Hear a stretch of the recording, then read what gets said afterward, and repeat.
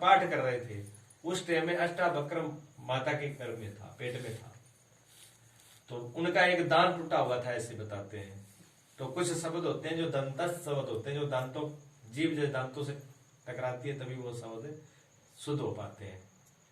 जो पढ़ाई होती है तो उसमें बताया जाता नहीं, कंठ कंठ कंठस्थ अवस्था है जो कंठ से बोले जाते हैं, तालुस जो तालु से बोले जाते हैं, दंतस्थ दंत से, मूर्धन्य से मूर्धन्य से बोले जाते हैं, नासिका स्वर जो है नाक से बोले जाते हैं। ये स्वर अलग अलग बोले जाते हैं। यहाँ से उनका पूरा ज्ञान होता है तभी वो बच्चा सही स्वर पकड़ पाता है, सही ये पढ़ाई होती है शुरू में। तो जब वो दंतस्थ वाला जब वेद का मंत्र आता था तो वो दांत टूटा हुआ था, तो वो जीभ से हवा निकल जाती थी बात, तो उसका उच्चारण सही नहीं हो पाता था। जब उच्चारण सही नहीं होता तो वो पाठ करते थे बैठ के, तो आवाज आई पिताश्री मंत्र अशुद्ध है, अशुद्ध हो गया मंत्र। उन्होंने कहा यार मैं और मेरी पत्नी दो ही तो बैठे हैं, तीसरा कोई है नहीं, आवाज कहां से आई। पत्नी से पूछा आपने कुछ बोला कि नहीं, मैंने तो कुछ नहीं बोला।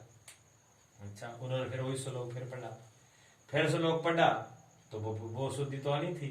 फिर आवाज आई पिताजी मंत्र वेद मंत्र शुद्ध है। फिर उन्होंने देखा भी आवाज तो आई है, लेकिन आवाज तीसरा कोई है ही नहीं, फिर आवाज कहां से आ रही है। उन्होंने पत्नी की तरफ कान लगा लिए, आवाज पत्नी की तरफ से आ रही है। पत्नी की तरफ उनके निगाह थी उधर, कान लगा करके, और उन्होंने फिर तीसरी बार वेद मंत्र पढ़ा तो माँ की गर्भ से जो है पेट से आवाज आ रही है।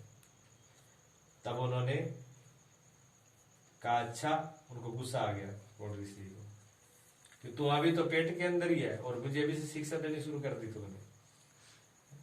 ऐसे तुम ये वचन बोलता है, अभी से टेढ़ा चलने लगा, जा 8 जगह से टेढ़ा हो जा।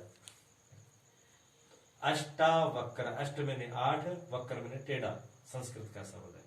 संस्कृत में वक्र टेढ़े को कहते हैं, अष्ट को 8 बोलते हैं। तो 8 जगह से वो टेढ़े थे, इसलिए उनका नाम भी पड़ा अष्टावक्र। एक तो रंग उनका काला था, एक 8 जगह से टेढ़े थे, तो चलते थे तो कार्टून की तरह आ रहा है। उनको देख के आदमी 2 मिनट देखता था उनको भी, तो उनकी चाल को देख करके कैसे चलते हैं। ऐसा उनका जन्म हुआ। तो जन्म तो हो गया, और उसके पहले जब अभी जन्म उनका हुआ नहीं था तो घर में थे, तभी चले गए थे वो कोट ऋषि। अब ये क्या, ये बच्चे आपस में पढ़ते थे, चलती रही। अष्टावक्र जो है 12 साल के हो गए। 12 साल तक इस बात को छुपा के रखा गया कि उनके पिताजी कहाँ है, क्योंकि अष्टावक्र बहुत बुद्धिजीवी थे, बहुत विद्वान थे। जो पेट में जिनको इतना ज्ञान था, तो ज्ञान तो उनको था ही। तो इन बात से माता ने छुपा के रखा कि अगर माँ ने कहा कि इसको बता दिया तो ये भी पिताजी के पास ही जाएगा, और बुढ़ापे में ये मेरे पास ये इसका सहारा है, वो तो चले गए, मैं इसके सहारे जी रही हूँ, पति वैसे नहीं, और ये वहां चला गया तो ज्ञान तो होगा नहीं, ये वह चला, मेरा अकेले का जीवन खराब हो जाएगा, मुश्किल हो जाएगी। तो माता ने इसलिए उसको छुपा के रखा, बताया नहीं। लेकिन एक दिन क्या हुआ, सच्चाई वैसे छुपती नहीं है। एक दिन खेल रहे थे, वही याज्ञवल्क्य के जो बेटे थे श्वेत केतु और ये अष्टावक्र, इन दोनों में आपस में विवाद हो गया, चर्चा होगी खेलते हुए। 12 साल के थे।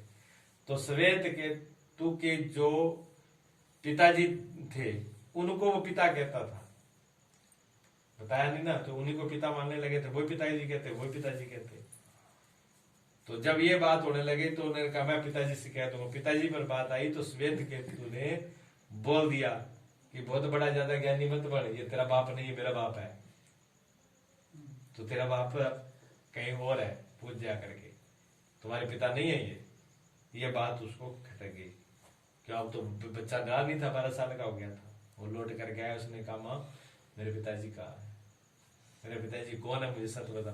माँ ने इधर उधर किया नहीं, मुझे ये बताना पड़ेगा मेरी माता जी कहाँ है, कौन है वो मेरे पिताजी। तो माता ने को फिर सत्य बताना पड़ा। उन्होंने कहा बेटा बता तो देता हूँ, लेकिन आप वहां जाओगे नहीं। लेकिन अष्टावक्र ने कहा कि माता आप मुझे सही से बताएं बस, मेरे पिताजी कहाँ पर है। तो उन्होंने कहा आपके पिताजी राजा जनक के यहाँ 7 रास्ते में गए थे ज्ञान कराने के लिए, और उनको ज्ञान हुआ नहीं, जो नहीं होता वो वहां पर उनको वो वापिस नहीं आते हैं। उसी पीरियड में एक घटना उधर और थी राजा जनक के यहाँ पर, जनकपुरी के अंदर। वहां पर एक बहुत ही अद्भुत ऋषि पैदा हुए, बंदी नाम से, उनका नाम बंदी था। वो वहां पर आ गए राजा जनक के साथ रस में, और उनकी शर्त अजीबोगरीब थी। उनकी शर्त यह थी कि जो हार जाएगा वो जल समाधि होगी उसकी, वो जल के अंदर उसको डाल दिया जाएगा पानी में। उसको जो गंगा जी है, गंगा जी के अंदर ही उनको समाधि लेनी पड़ेगी और यहाँ साथ करना है, और वहीं पर सातरास होता। इस बात को सभी ने स्वीकार दे दिया, राजा जनक ने भी स्वीकृति दे दी। अब वहां पर जो सातरास होने लगे, उसी के अंदर बहुत से ऋषि ऐसे थे जो बंदी से हार गए। ये इतना नहीं, कोड ऋषि भी हार गए, बंदी ऋषि, उनको भी जल समाधि हो गई, उनकी भी जल समाधि कर दी, और ऋषियों की भी जल समाधि कर दी। उनको कोई हरा ही नहीं पा रहा था। हर सातरास में वो हार जाते और उनको जल में समाधि दे दी जाती। जल की समाधि जानते हो, जीते जी जल के अंदर प्राण दे चले जाना, सहस्री गंगा जी के अंदर, वो शरीर सहित गंगा जी में चले गए। ऐसा जब हुआ तो उस टाइम में अष्टावक्र जो आते हैं राजा जनक के यहाँ पर, राजा जनक के यहाँ पर अष्टावक्र जब आते हैं, बोलना नहीं, आप ध्यान इधर रखो, उधर उधर ध्यान मत, चुपचाप बैठे रहो, कुछ नहीं बिगड़ेगा। तो राजा जब, और वहां तो बड़े बड़े ऋषि, बड़े बड़े ब्राह्मण, बड़े बड़े विद्वान बैठे हुए सभा में, राजा गद्दी बैठे हुए थे। जो राजा अष्टावक्र सभा के अंदर आए तो पूरी सभा हंसी देख करके, सभी सभा हंसती है, सभी सभा हंसती है। जब हंस करके सब बंद हो जाते, राजा भी हंसता है, वो हंस के बंद हो जाती है। उसके बाद में अष्टावक्र अकेला है, वो हंसता है। जब सारा हंसने के बाद वो चुप हो गए तो अष्टावक्र खिलखिला के हंसा, तो राजा का दिमाग सन गया। राजा ने कहा, ये बालक जो है 12 वर्ष का, ये हंसा, ये साधारण नहीं है, इसकी हंसी साधारण नहीं है। राजा ने कहा कि हम तो हंसे, ये तो हमको पता है, ये सब लोग हंसे, क्यों हंसे, ये तो मैंने मेरी समझ में है, लेकिन आप क्यों हंसे?